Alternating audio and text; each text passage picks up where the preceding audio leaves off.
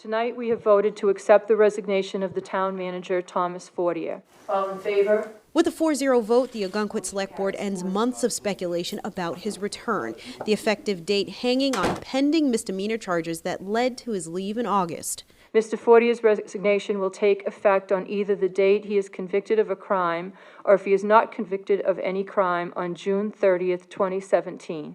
In a statement, Select Board Chair Barbara Daly says it ends the ongoing issue as well as ongoing legal expenses. Thankfully, we'll be able to move forward, look for a new town manager, and hopefully the citizens of this town, the people that live in Ogunquit, can choose their next town manager. What they did, I think, was the most reasonable thing. Resignation makes it easy, but it wasn't easy getting to that point. So I applaud them for what they did. The Select Board came under fire last week by citizens and union employees, both going on record with a vote of no confidence and a request for Daly to step down.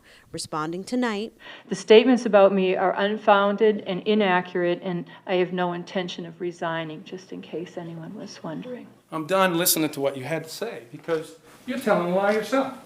tensions grew as the board tried to address the difficulty in balancing confidentiality and fending off rumors, even among themselves. Be very careful. Can I talk about executive session?